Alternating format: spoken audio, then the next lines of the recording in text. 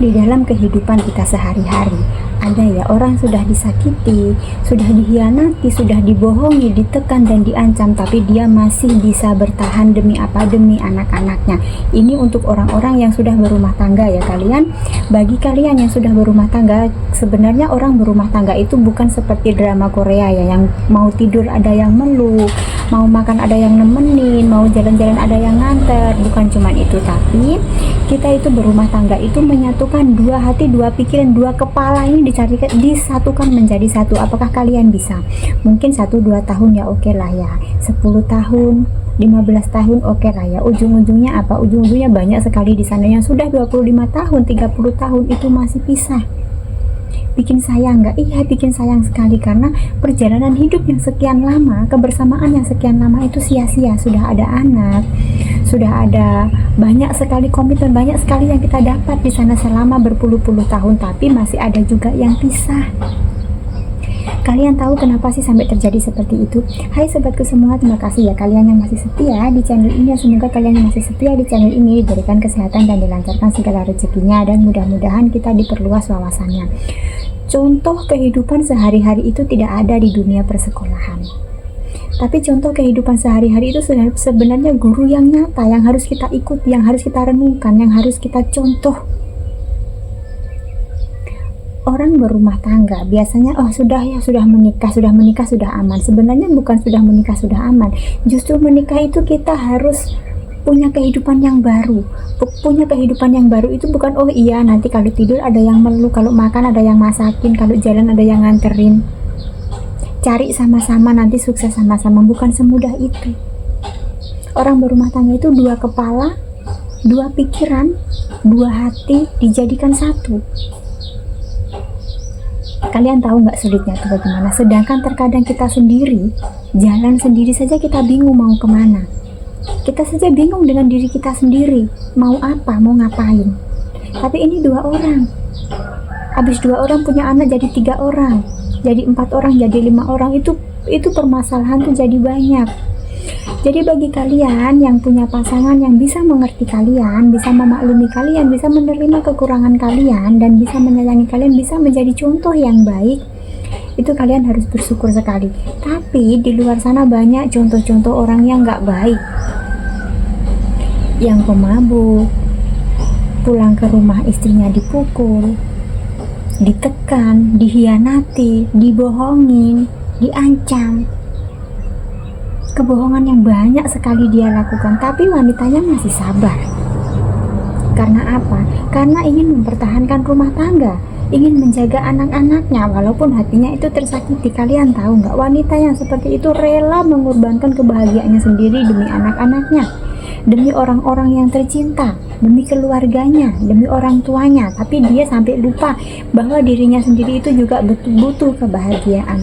Jadi jangan sia-siakan wanita yang seperti itu. Begitu juga dengan wanita, jangan menyia-nyiakan laki-laki yang bisa mendidik kalian dengan baik, yang bisa mengarahkan kalian dengan baik, yang bisa menyayangi keluarga dan bisa hidup bersama. Hidup berumah tangga itu bukan cuma hidup serumah, tapi bisa hidup bersama. Kenapa bisa hidup bersama? Gini, kalau kita hidup serumah, perempuan kerja, istri kerjanya gini, ya udah laki-laki duduk aja. Nanti kurang bilang, ambilkan kopi, ambilkan air, ambilkan makannya sudah siap belum? Tapi dia tidak tahu istri itu capeknya seperti apa, istri itu mau ngeluh apa, itu dia nggak pernah peduli. Yang penting dia bisa duduk minum kopi sambil ngerokok dan scroll HP. Yang penting dia sudah kerja aja sudah. Merasa kalau sudah kerja dan ada makanan, itu tanggung jawabnya sudah penuh. Padahal bukan seperti itu yang dicari. Tapi biasa orang tidak pernah peka. Jadi di sini kalau kita menginginkan rumah tangga yang baik-baik saja, kita harus belajar dari sekarang untuk menjadi orang yang baik. Kita setiap hari itu kita bisa ngarahin hidup kita itu yang baik itu seperti apa. Kita mengajarin diri kita sendiri, baru kita bisa mengajarin orang lain. Terkadang banyak orang yang bisa mencontohi anak istrinya, bisa ngarahin anak istrinya, bisa ngomelin anak istrinya, bisa menekan anak istrinya, tapi dia tidak tahu dirinya sendiri itu salah. Ditegur pun dia marah, dinasehati pun dia nggak terima, tapi dia mau menasehati orang lain, mau mengarahkan orang lain. Anak istrinya diarahkan, disuruh manut sama dia, tapi dia sendiri nggak bisa memperbaiki diri, dia sendiri nggak bisa mengarahkan dirinya sendiri. Baru bagaimana anak istrinya akan nurut sama dia, sedangkan dia sendiri bukan jadi orang yang baik. Sebenarnya gini ya, kita itu setiap hari bisa belajar menjadi orang yang lebih baik, memperbaiki diri kita. Bicara kita bisa lebih kalem, kita bisa mengarahkan anak istri kita ke jalan yang benar. Ayo waktunya sholat, ayo kalau belajar jangan sambil ngomong, kalau makan harus berdoa dulu, ataupun kata-kata lain yang kecil-kecil yang bisa membuat yang bisa mengarahkan ke hal-hal yang baik. Jadi di sini kita setiap hari itu sebenarnya bisa belajar menjadi lebih baik, entah itu untuk diri kita sendiri ataupun pasangan kita ataupun anak-anak kita. Tapi terkadang orang nggak sadarnya itu gini, yang penting sudah kerja dan ada makanan dan ada tempat tinggal, itu merasa sudah baik-baik saja, itu merasa orang berumah tangga itu berjalan sudah baik-baik saja. Tapi kita tidak tahu pasangan kita itu butuh apa sih, anak-anak kita itu perlu apa sih sebenarnya gitu. Jadi di sini orang berumah tangga itu kebahagiaannya bukan cuma tentang makan saja. Yang penting sudah kerja ada makanan, bukan cuma itu. Tapi di sini tuntutannya banyak. Orang kalau mau sudah siap berumah tangga dan mau berumah tangga itu harus banyak belajar, walaupun kita belum sempurna, tapi kita setiap hari bisa bisa belajar. Gak ada orang yang ujuk-ujuk sudah sempurna, itu gak ada. Tapi di sini kita yang penting mau belajar. Semuanya itu kalau mau belajar akan menjadi lebih baik. Tapi kalau tidak mau belajar, apa gunanya? Gitu. Kita itu jangan berpedoman kalau kita sudah menikah ya udah dia itu akan nurut sama aku terus, itu nggak boleh ya. Di sini kita akan belajar lebih baik lagi. Kalau misalnya kita sadar kalau kita ini sudah menikah, itu pikirannya harus ini, aku sudah menikah berarti aku harus bisa dong jadi contoh yang baik untuk pasanganku, jadi contoh yang baik untuk anak-anakku. Begitu. Bagaimana aku bisa menjadi orang yang bisa menjadi panutan? Seharusnya kita harus mikir seperti itu. Harus bisa membahagiakan, harus bisa mengayomi, harus bisa mendidik, dan harus bisa mengarahkan. Kita harus berpikir seperti itu. Nanti insya Allah kalau kita belajar setiap hari, kita akan menjadi lebih baik lagi dan rumah tangga kita akan baik-baik saja.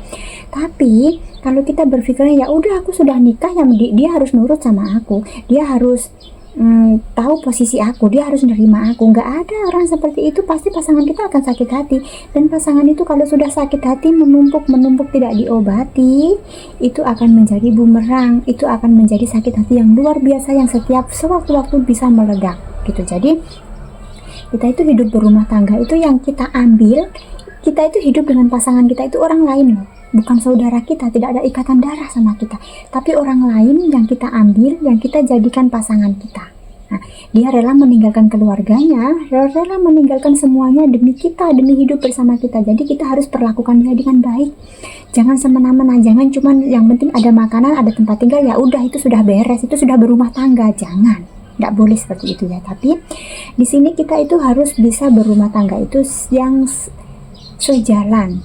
Betul loh, bukan cuma serumah, tapi hidup bersama, bukan cuma hidup serumah. Kalau hidup serumah lah dengan mungkin ya kasarannya dengan siapapun bisa, dengan tetangga pun bisa kalau cuma hidup serumah, hidup sekos gitu. Tapi di sini kan hidup kita itu kan hidup bersama, susah senang bersama. Jadi kita harus tahu dong apa yang dibutuhkan pasangan kita, apa yang diharapkan anak-anak kita, seperti apa sih pasangan yang baik itu, seperti apa gitu Besti. Jadi jangan asal-asalan ya udah sudah menikah ya udah, itu jangan. Tapi kita harus bisa belajar menjadi lebih baik lagi supaya rumah tangga kita baik. Karena banyak loh kejadian di sana rumah tangga sudah 15 tahun, 20 tahun, 25 tahun itu pisah gara-gara kita nggak saling ngerti. Perpisahan itu bukan cuma tentang perselingkuhan atau KDRT, tapi masalah hati yang tidak dimengerti, tidak ada perhatian, tidak ada komunikasi dengan baik, itu akan menjadi pemicu juga. Jadi sini yuk sama-sama kita belajar untuk bisa lebih baik lagi ke depannya. Share video ini jika bermanfaat ya, atau mungkin keluarga kalian, saudara kalian atau sahabat kalian yang butuh wejangan, kalian bisa share video ini untuk membuka wawasan baru untuk mereka supaya lebih baik dan bisa memperbaiki lagi ya. Terima kasih sudah nonton, tunggu video aku selanjutnya ya, bye bye.